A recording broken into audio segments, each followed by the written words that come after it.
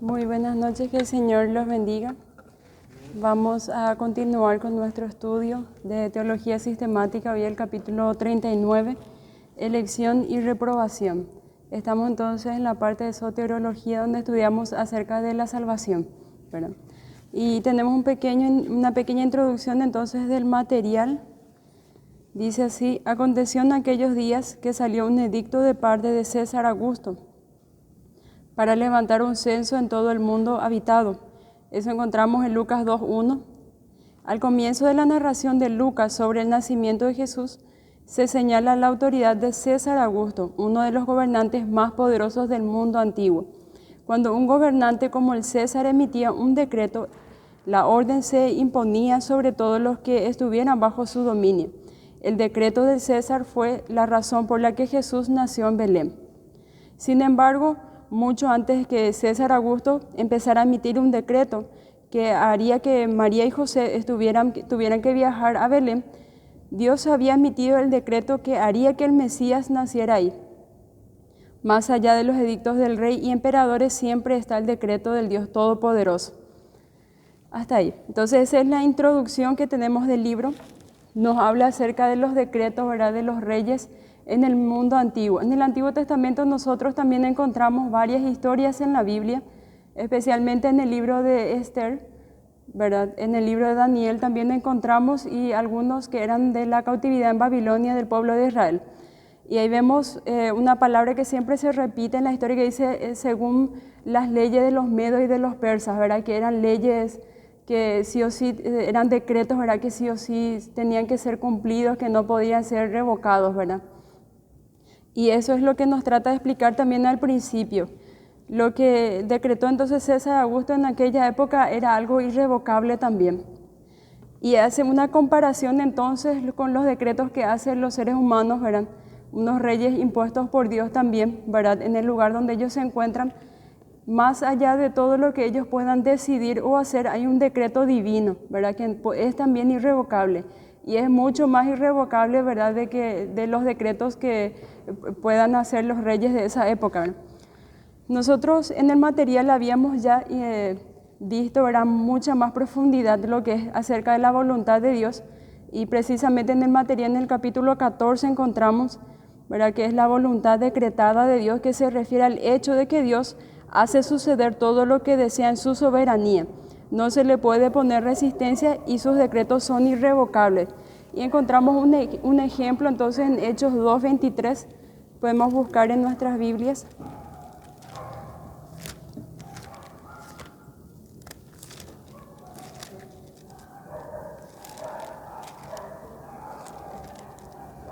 Hechos 2:23 dice: y a este, entregado por el determinado consejo y anticipado conocimiento de Dios, prendiste y mataste por mano de inicuos, crucificándole.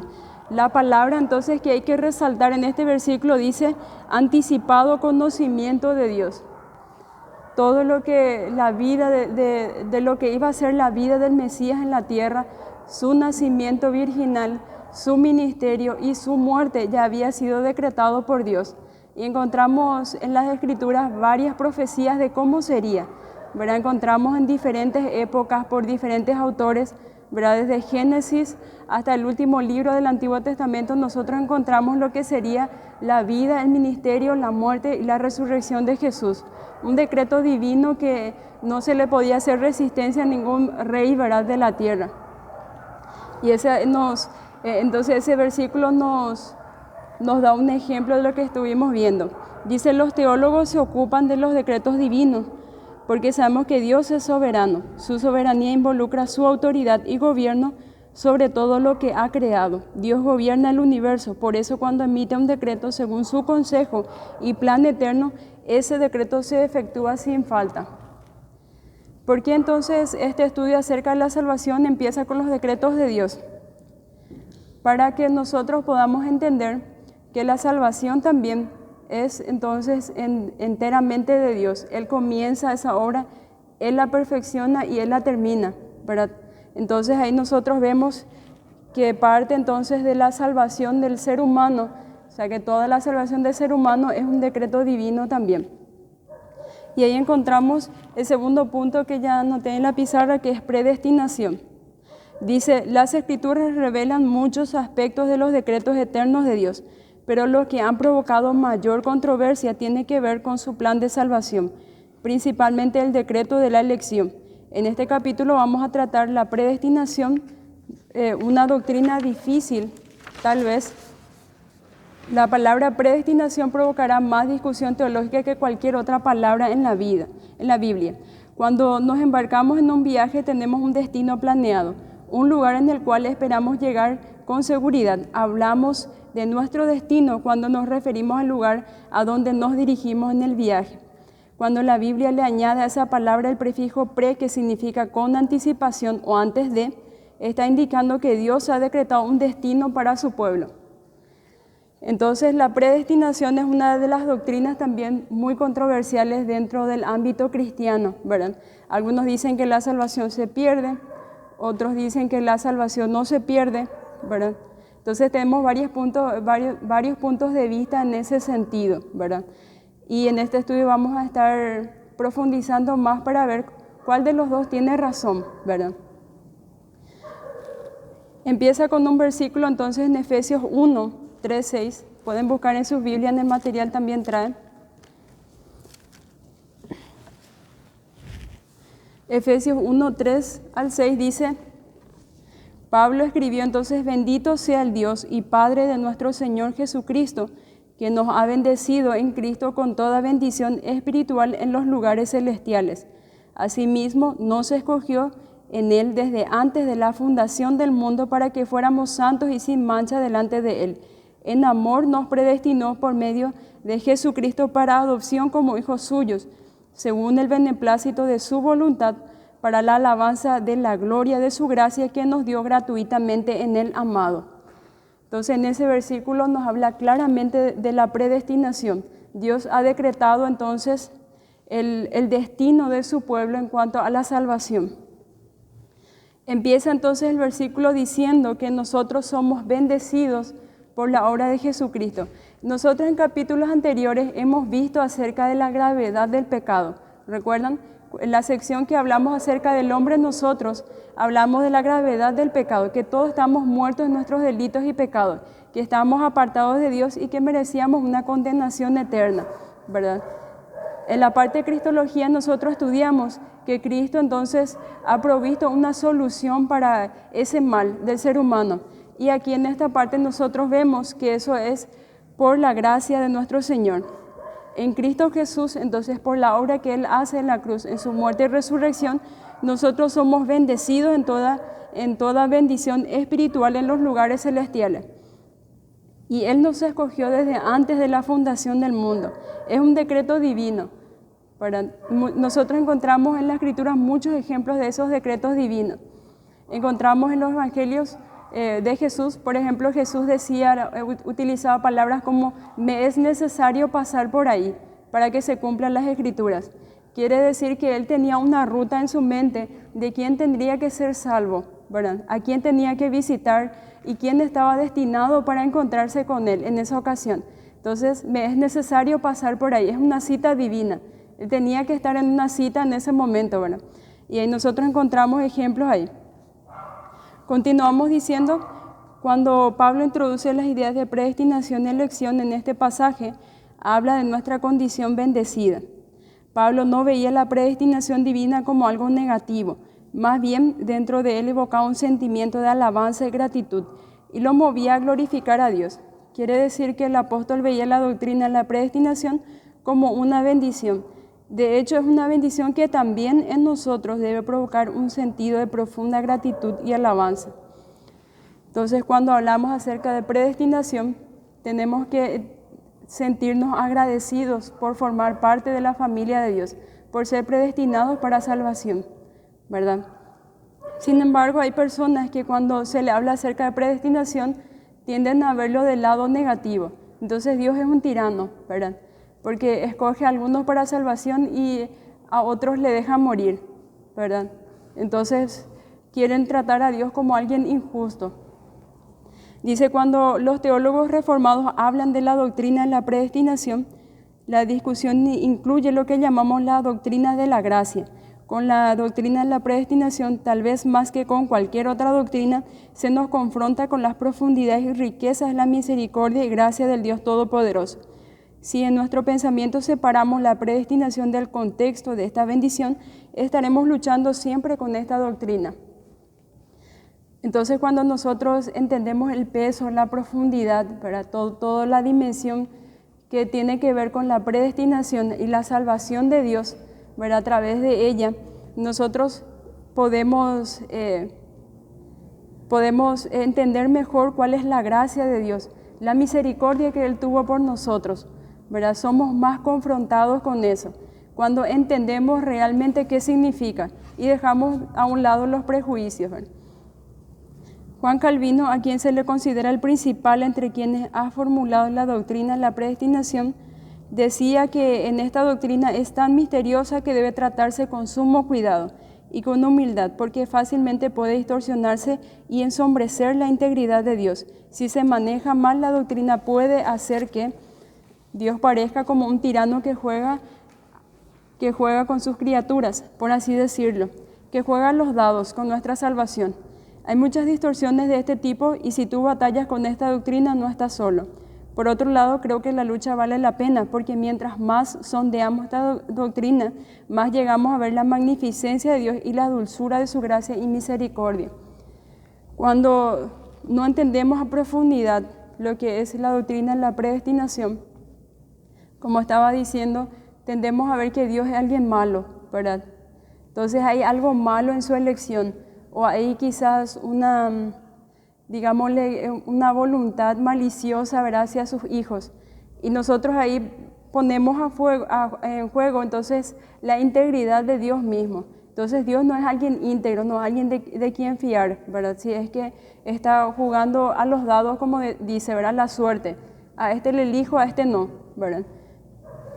Sin embargo, nosotros cuando pensamos la doctrina de la predestinación y en cuanto a la salvación, tenemos que entender, como decía en Efesios, que Él hace todo de acuerdo a su buena voluntad. Todo Él hace para su gloria y con un propósito en específico, ¿verdad? Y cuando nosotros entendemos ese propósito y esa buena voluntad y entendemos que es todo para su gloria, podemos sentirnos agradecidos y ser confrontados entonces por su gracia. Si nuestra teología va a ser bíblica, debemos tener alguna doctrina de predestinación porque la Biblia, no Agustín, no Lutero ni Calvino, presenta claramente este concepto. No hay nada de la doctrina calvinista de la predestinación que no haya estado primero en Lutero y no hay nada de la doctrina luterana de la predestinación que no haya estado primero en Agustín. Y creo que podemos decir con seguridad que no hay nada en la doctrina agustiniana de la predestinación que no haya estado primero en Pablo. Esta doctrina no tiene sus raíces en los teólogos de la historia de la Iglesia, sino en la Biblia, que la presenta de manera explícita. Vamos a algunos versículos para entender. Romanos es un libro que más nos profundiza acerca de eso. Romanos, el capítulo 8 y 9. No vamos a leer todo esta noche porque es demasiado largo, ¿verdad? Pero vamos a ir a algunos versículos en específico. Romanos 9, 22 y 23. Si es que alguien lo encuentra, entonces sí puede leernos bien fuerte. 9, 22 y 23. Que si Dios, queriendo mostrar su ira y hacer notorio su poder, soportó con mucha paciencia los vasos de ira preparados para la destrucción, y para hacer notorias las riquezas de su gloria, las mostró para con los vasos de misericordia que Él preparó de antemano para verlos.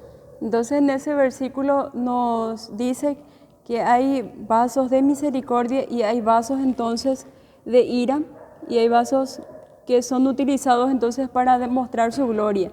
Ahí vemos el contraste, ¿verdad? Algunos son elegidos para mostrar la gracia de Dios y otros para mostrar su poder, ¿verdad?, y su soberanía. Y Él dice que Él soporta con mucha paciencia a esos vasos que son preparados para destrucción. Entonces vemos ahí que Dios es un Dios soberano, que tiene el control absoluto sobre toda su creación. Nada se le escapa. Otro versículo que es muy conocido también, Romanos 8, 29. Si es que alguien lo encuentra, entonces...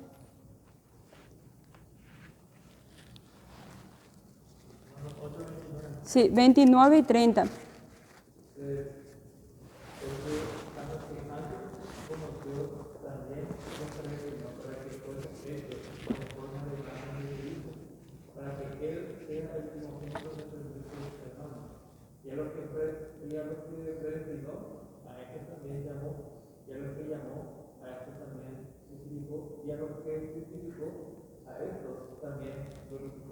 Gracias. Vemos ahí entonces de que no hay ninguna intervención humana en cuanto a voluntad, ¿verdad? Todo es de Dios. Él comienza poniendo entonces quizás arrepentimiento por el pecado, ¿verdad? En el corazón del ser humano comienza desde ahí, ¿verdad? Poniendo la culpa por el pecado y luego dice que nos justifica y sigue un proceso, ¿verdad? Entonces ahí nos demuestra claramente en estos versículos que Dios es el que comienza, Dios da el proceso, entonces ayuda en el proceso y también Dios es el que lo termina. De principio a fin, entonces Él tiene el control y la autoridad. Dice en Efesios 1, Pablo dice que hemos sido bendecidos con toda bendición espiritual en los lugares celestiales. Asimismo, nos escogió en Él desde antes de la fundación del mundo para que fuéramos santos y sin mancha delante de Él. En amor nos predestinó por medio de Jesucristo para adopción como hijos suyos. La predestinación, a lo que Pablo se refiere, tiene que ver con la elección. Predestinación y elección no son sinónimos, pero están relacionados entonces estrechamente. La predestinación tiene que ver con los decretos de Dios y la elección es un tipo específico de predestinación y se refiere a cómo Dios escoge a ciertas personas en Cristo para ser adoptadas en la familia de Dios, o más sencillamente para ser salvas. Desde un punto de vista bíblico, Dios tiene un plan de salvación en la cual desde la eternidad ha elegido a quienes han de ser adoptados en su familia. Entonces aquí tenemos un concepto mucho más específico de lo que es la predestinación. La predestinación entonces tiene que ver con los decretos de Dios y la elección entonces a las personas que escoge Él para ser adoptados en la familia de Dios. Encontramos también eso en otros versículos, 2 Tesalonicenses 2:13. También encontramos, dice, pero nosotros debemos dar siempre gracias a Dios con respecto a vosotros, hermanos, amados por el Señor, que Dios os haya escogido desde el principio para salvación mediante la santificación por el Espíritu y la fe en la verdad. Entonces ahí nos demuestra también este versículo de que Dios predestina entonces a los que van a ser salvos. Encontramos también en Romanos 11, 2 al 7.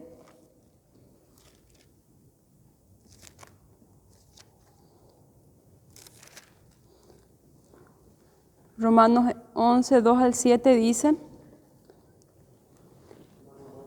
sí. No ha desechado Dios a su pueblo, al cual desde antes conoció. ¿O no sabéis que dice la teoría de la Escritura? Como invoca a Dios contra Israel diciendo, Señor, a tus profetas han dado muerte, y tus altares han derribado, y solo yo he quedado y procura matar. Pero, ¿qué le dice la divina respuesta? Me he reservado 7,000 hombres que no han doblado la rodilla delante de Baal. Así también aún en ese tiempo han quedado un remanente escogido por gracia. Y si por gracia, ya no es por obras. De otra manera la gracia ya no es gracia. Y si por obras, ya no es gracia. De otra manera la obra ya no es obra. ¿Qué pues? Lo que buscaba Israel no lo ha alcanzado, pero los escogidos sí lo han alcanzado. Y los demás fueron endurecidos. Gracias. Entonces ahí da como ejemplo lo que a Elías le sucedió en aquella época. Él entonces quejándose ante Dios decía entonces, solamente yo he quedado, han matado a todos tus profetas. Él se sentía solo y que Dios le dice, verán, me he reservado a 7,000 hombres que no han doblado rodilla delante de Baal. ¿Qué quiere decir? Que Dios a los que escoge, Él también los ayuda para que ellos puedan permanecer y crecer en esa fe, ¿verdad? Los ayuda a estar en el camino de Dios. Y esas personas quizás no son muy visibles, no llevan en la frente la inscripción de salvos, ¿verdad? Pero están en sus hogares, en el lugar donde ellos se encuentren, en la intimidad, ellos van creciendo, ¿verdad? Conocen a Dios de la forma en que tienen que conocer, de la forma en que fueron predestinados. Y que dice entonces que esa salvación, los que son escogidos lo han alcanzado y los demás fueron endurecidos.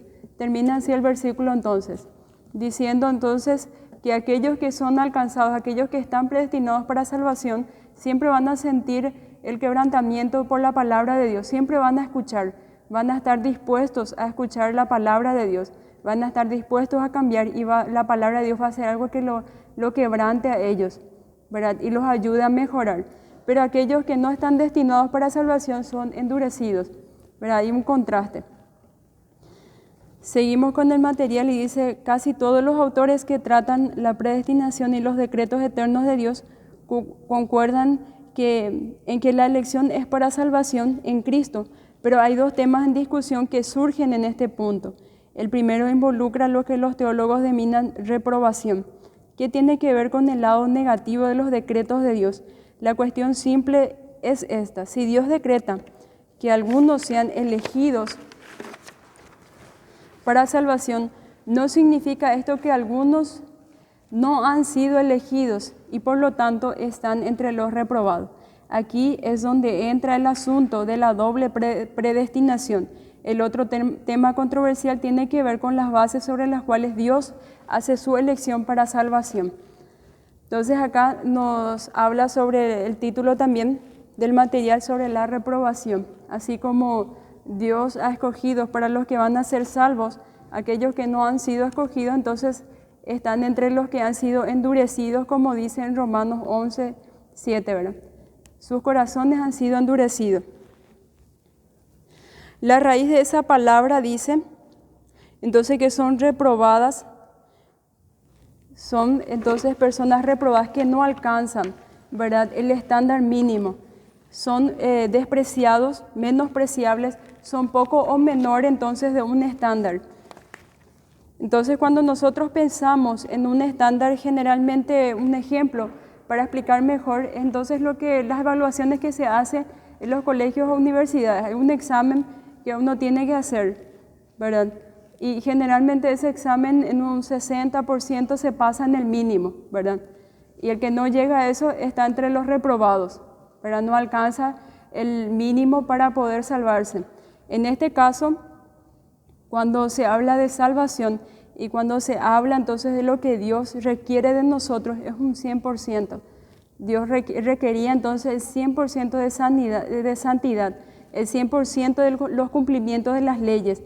Y es algo que es imposible para los seres humanos de por sí, ¿verdad? Y Dios sabía que eso era así, por eso proveyó entonces un medio por el cual el ser humano podía presentarse ante Dios justificado, ¿verdad? Entonces podemos buscar algunos versículos. En Hebreos 6:8 encontramos uno entonces del grupo de personas que son los reprobados. Antes de leer ese, mientras buscamos, me gustaría que ustedes pensaran en una de las parábolas que Jesús decía mucho, entonces una de las parábolas muy conocidas, que es acerca de la parábola del sembrador. Había 4 tipos de tierras, ¿verdad? Esas tierras representaban el corazón del ser humano. Vemos el primero que era en pedregales, entre el camino, entre espinos, y el último tipo de tierra entonces es la tierra buena. Solamente la tierra buena es el que produce buenos frutos y los demás entonces no producen frutos. Hay uno que está totalmente endurecido, en el cual la semilla no entra. Hay otro entonces que no tiene profundidad y se seca rápido. Y hay otros que crece pero no llega a una cierta altura porque dice que los espinos lo ahogaban, ¿verdad? Entonces esas 3 tipos de tierras primero representan los reprobados. Ellos no alcanzan entonces el mínimo para poder ser salvos, ¿verdad? Eso representan el corazón de los seres humanos, ¿verdad? Corazones endurecidos, corazones, como explicaba la parábola también, que ellos estaban entonces vanados por las riquezas, querían alcanzar todo lo que el mundo les ofrecía, la gloria, la vanagloria, todo lo que sus ojos veían y todo aquello que vislumbraba, entonces ellos buscaban lo que el mundo les ofrece, ¿verdad? Entonces eso representaba también los espinos. En Hebreos 6:8 nos explica algo sobre eso y dice: Pero lo que producen espinos y abrojos es reprobada, está próxima a ser maldecida y su fin es el de ser quemada. Entonces los espinos y los abrojos, como nosotros vimos en la parábola del sembrador, representan entonces todo lo que el mundo ofrece. Cuando una persona está demasiado enfocada en las cosas que le ofrece el mundo, generalmente no crece en las cosas de Dios, ¿verdad? Como decía en otras partes de la Escritura, que el principio de todos los males es el amor al dinero, ¿verdad? Entonces cuando uno se desenfoca en lo que realmente importa, generalmente deja meter en su vida cosas que le dañan. Encontramos también en Romanos 1:28 otro grupo de personas que es reprobada por Dios. Si alguien lo encuentra, entonces puede leer.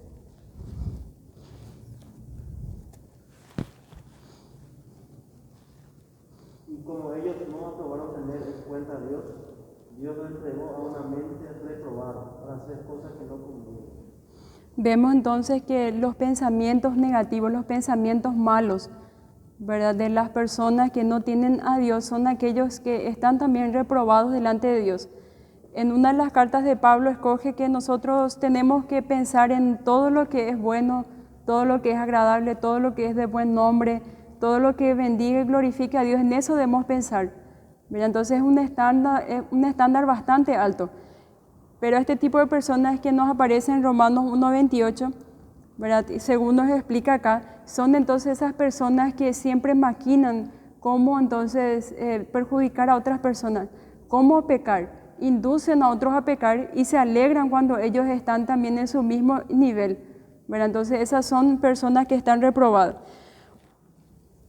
Dicen, no, Dios no puede aprobar ese tipo de pensamiento y es rechazada por Él. Entonces, la consecuencia entonces de lo que le llevó eso a Dios entonces es porque ellos no le tienen en cuenta a Dios. Ese tipo de personas generalmente califican los estándares de Dios como muy obsoletas, ¿verdad? Entonces, como uno tiene que hacer lo que le agrada, lo que le place, lo que le haga sentir bien, y desecha entonces por completo los mandamientos de Dios. Primera de Corintios 9:27 también encontramos un grupo de reprobados.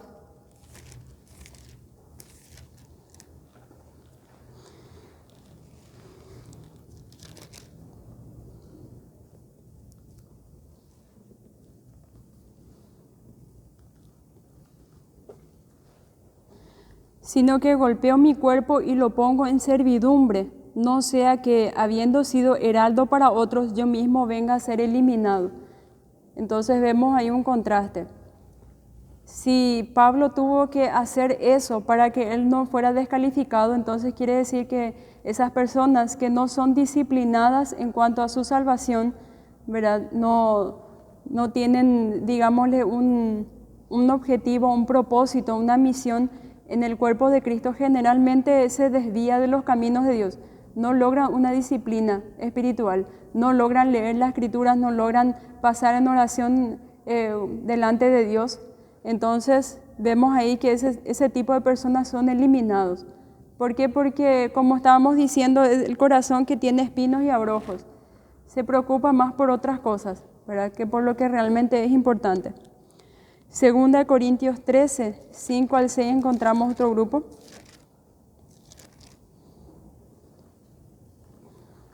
Ahí encontramos entonces una referencia también. Segunda de Corintios 13, 5 al 6. Sí. Examinaos a vosotros mismos, que estáis en la fe. Probaos a vosotros mismos. O no os conocéis a vosotros mismos que Jesucristo está en vosotros, a menos que estéis reprobados. Mas espero que conoceréis que nosotros no estamos reprobados. Gracias. Vemos entonces ahí que la forma de examinarnos delante de Dios para ver si nosotros somos elegidos por Dios o estamos reprobados por Dios, entonces es a través de los frutos. ¿Qué frutos estamos teniendo en nuestras vidas? Y nosotros podemos encontrar en la Escritura, en Gálatas, ¿verdad?, cuáles son los frutos del Espíritu y cuáles son los frutos de la carne. ¿Qué es lo que predomina entonces en nosotros? ¿Cuál es entonces el motivo de nuestro corazón, ¿verdad? Cuando un estilo de vida en nosotros es el ser chismoso o el de ser plagueón o el de ser orgulloso, entonces debemos de preocuparnos, ¿verdad? Pero si nosotros buscamos a Dios y tenemos ese quebrantamiento de parte del Espíritu, de siempre constantemente mejorar, de leer la Escritura, entonces estamos por buen camino. Entonces esa es la forma de examinarnos a través de la Escritura. ¿Qué frutos nosotros estamos teniendo en nuestra relación con otras personas y especialmente en nuestra relación con Dios? Si la Biblia es algo que a nosotros entonces nos es muy fatigoso o no es aburrido de leer o demasiado complicado para entender, entonces debemos de preocuparnos. En 2 Timoteo 3:8 también encontramos otro grupo. Si es que alguien lo encuentra, entonces puede leer bien fuerte.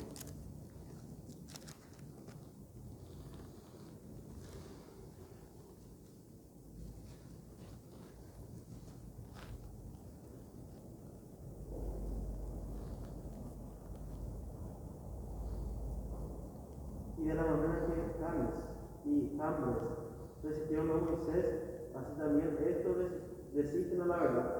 Hombres corruptos de entendimiento, réprobos en cuanto a la fe. Acá dice de los reprobos en cuanto a la fe, esto es hombres cuyo sentido moral está pervertido y cuyas mentes están entenebrecidas por sus propias especulaciones. Son aquellas personas entonces que no tienen en cuenta los estándares morales de Dios y hacen las cosas como se le parece mejor. Y como decía la Escritura también, pecan, buscan formas de pecar e inventan nuevas formas de pecar. Perdón. Tito 1:16, el último entonces, para entender. Dice, profesan conocer a Dios, pero con los hechos lo niegan, siendo abominables y rebeldes, reprobados en cuanto a toda buena obra.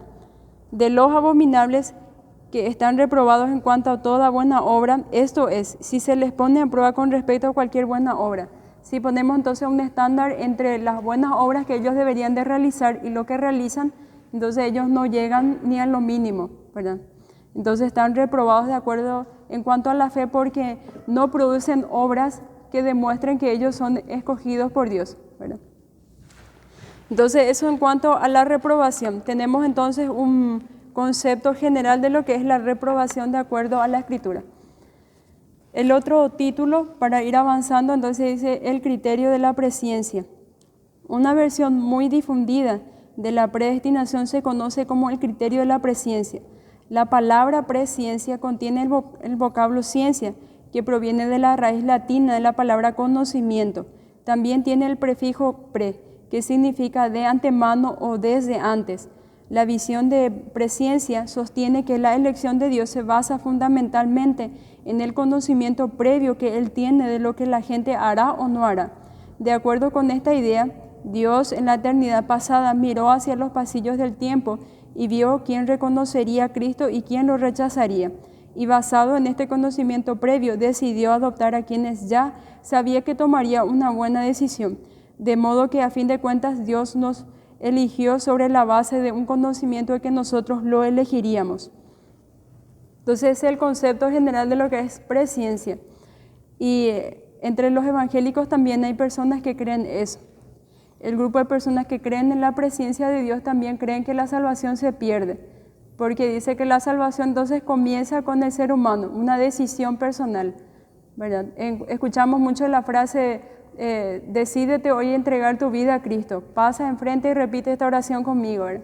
Escuchamos mucho eso en las iglesias cristianas, como una decisión que alguien tiene que tomar, ¿verdad? Una fuerza de voluntad que alguien tiene que hacer. Y esto entonces va en contra de lo que la Escritura nos dice también. Nosotros cuando estudiamos acerca del pecado del hombre, nosotros habíamos profundizado el hecho de que todos cuantos pecaron entonces han sido destituidos de la gloria de Dios. Nadie busca a Dios, nadie busca hacer lo bueno. Entonces todos hemos muerto en nuestros delitos y pecados y todos merecemos una condenación eterna. Entonces, si es que tendríamos en cuenta esto, entonces habría un choque en cuanto a conceptos, ¿verdad? La integridad de Dios se vería afectada porque no está siendo coherente en las escrituras, ¿verdad?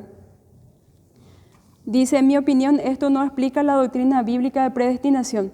Francamente, pienso que más bien la niega, porque entiendo las escrituras están diciendo que nosotros lo elegimos a Dios, porque Dios nos eligió primero. Además, nos enseña que la predestinación se basa exclusivamente en que si le agradó a la voluntad de Dios. Pablo dice en Efesios, nos predestinó por medio de Jesucristo para adopción como hijos suyos, según el beneplácito de su voluntad, para la alabanza de la gloria de su gracia. Ese está en Efesios 1:5. Aquí vemos la razón por la que Dios actúa, para su gloria. La meta final de los decretos de Dios es la gloria de Dios, y las decisiones y elecciones que se realizan en su plan de salvación están basadas en el beneplácito de su voluntad. La palabra entonces beneplácito significa una buena voluntad. Una voluntad entonces que no contiene nada malicioso en él, ¿verdad? Como estaba diciendo entonces anteriormente, todos morimos. Entonces un muerto no puede decidir optar por la vida o no puede simplemente hacerse revivir, ¿verdad? También tenemos mucho como concepto entonces o como ejemplo cuando nosotros comparamos entonces la vida cristiana en pecado, o sea que la persona en pecado como una persona que es como un cerdo, ¿verdad? Se alegra en el charco, come basura, ¿verdad? Entonces un cerdo no puede decidir cambiarse de naturaleza, ¿verdad? Siempre va a escoger lo que sus instintos naturales le piden escoger. Entonces para que ese cerdo pueda escoger otra cosa, tiene que cambiar de identidad, tiene que ser otra cosa, ¿verdad? Tiene que haber un cambio en su naturaleza. Y eso es lo que Dios hace en nosotros. Si Dios no hace ese cambio de naturaleza, esa metamorfosis, entonces nosotros siempre vamos a estar guiados por nuestros instintos. Dice, la objeción típica en este punto es el siguiente: si Dios elige a uno y no a otro independientemente de lo que estos hagan, ¿no se trata entonces de un acto caprichoso y tirano? Pablo dice que la elección viene del beneplácito de Dios. No existe nada de mal placer en la voluntad de Dios. Todo lo que Dios elige está basado en su rectitud y bondad intrínsecas. Dios no toma malas decisiones ni hace nada malo, y por eso Pablo alaba a Dios por su plan de salvación. Entonces ahí, para culminar la parte de la presciencia, nosotros vemos ahí entonces que si vamos a pensar, todos hemos sido muertos y Dios escoge entonces a quienes van a ser salvos, entonces Dios demuestra su misericordia a esas personas entonces que van a ser salvos, porque nadie le obliga a Dios a hacer lo que Él hace por propia voluntad, ¿verdad? Dios escoge a los que van a ser salvos por su misericordia. No existe entonces nada que haga entonces mover su voluntad. No existe, digámosle, algo externo que lo impulse a escoger a esas personas. Ni siquiera podemos pensar que haya algo bueno en el ser humano que lo lleve a escogernos, ¿verdad? La misericordia de Dios, como otro título, dice, lo que Pablo sugiere aquí en Efesios 1, lo desarrolla más plenamente en la epístola de Romanos, particularmente en el 8 y en el 9. Entonces esos dos capítulos están mucho más explicados y extensos, entonces lo que tengan que ver con salvación y predestinación. Dice, no solo esto, sino que también cuando Rebeca concibió de un hombre, de Isaac nuestro padre, y aunque todavía no había nacido sus hijos ni había hecho bien o mal, para que el propósito de Dios dependiese de su elección, no de las obras sino del que llama. A ella se le dijo, el mayor servirá al menor. Como está escrito, a Jacob amé, pero a Esaú aborrecí. Entonces ahí sería una contradicción con la presciencia de Dios si dijéramos que Dios, de acuerdo a un conocimiento previo a través de la historia y sabe qué personas le va a escoger, entonces habría una contradicción con esta parte de la Escritura, porque acá claramente nos dice que antes de que ellos naciesen y antes de que ellos hiciesen bien y mal, Dios entonces ya había dicho que escogía a uno y que al otro entonces desechaba, que amaba y que aborrecía, ¿verdad? Pablo está diciendo aquí que Dios tomó una decisión de redimir a Jacob, pero no a Esaú. Ambos eran hijos de la misma familia, de hecho eran mellizos. Dios desde antes que nacieran, antes de que alcanzaran a hacer el bien o el mal, declaró que daría su amor benevolente y complaciente a uno y no al otro.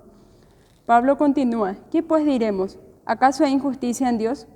El punto es crítico. Cuando la gente descubre que la predestinación está enraizada en el beneplácito soberano de Dios, comúnmente surge la pregunta sobre la justicia de Dios. Pablo se anticipa a esta objeción retóricamente y se hace a sí mismo esta pregunta. Luego da su respuesta sin ambigüedades. De ninguna manera. En otra versión dice, claro que no, de ningún modo. Entonces, si nos hacemos las preguntas, ¿hay acaso injusticia en Dios para escoger a algunos y desechar a otros? Entonces tenemos que pensar que nosotros no hicimos nada para ser escogidos por Dios.